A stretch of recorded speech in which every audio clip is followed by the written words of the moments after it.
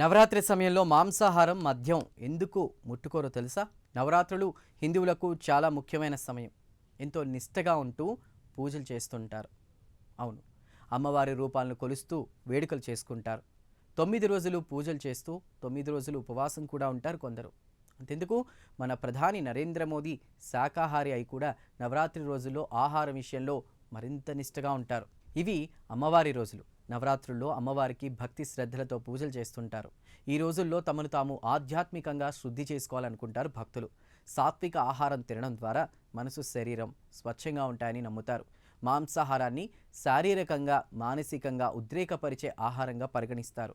శరీరం మనసు మీద ప్రతికూల ప్రభావం చూపిస్తుందని అంటారు. పైగా నవరాత్రులు వాతావరణం మారే సమయంలోనే వస్తాయి. ఈ సమయంలో తేలికైన సులభంగా జీర్ణమయ్యే ఆహారం తీసుకోవడం మంచిది. ఎందుకంటే మాంసాహారం జీర్ణం కావడానికి కాస్త సమయం పడుతుంది. జీర్ణ సంబంధిత సమస్యలను కూడా తెస్తుంది. అందుకే శరీరానికి సాత్వికంగా ఉండేటువంటి ఆహారం తీసుకోవాలని అంటారు.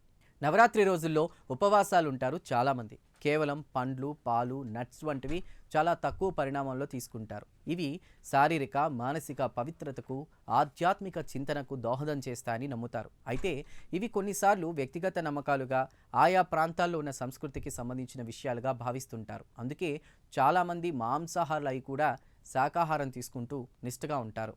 ఇక ఆహార శుద్ధౌ సత్వశుద్ధి సత్వశుద్ధౌ ధ్రువాస్మృతి అని ఉపనిషత్తుల్లో ఉంటుంది. అంటే తీసుకునే ఆహారం ఉన్నట్టే మనసు ఉంటుందని అర్థం. ఈ నవరాత్రులు ధ్యాన సమయాలు కాబట్టి మనసును సాత్వికంగా స్థిరంగా స్వచ్ఛంగా ఉంచుకోవడం అవసరం. దుర్గాదేవి ఉపవాసాలు పండుగల సమయంలో మాంసాహారం మద్యం సేవిస్తే అమ్మవారిని అవమానించినట్టే అని కూడా నమ్ముతారు. మొత్తం మీద ఉపవాసం ఆరోగ్యానికి ఒక వరం. ఈ నవరాత్రుల్లో ఉపవాసం చేయడం మరింత మంచిది. శరీర ఆరోగ్యంతో పాటు రోగ నిరోధక శక్తి కూడా పెరుగుతుందని చెప్తారు.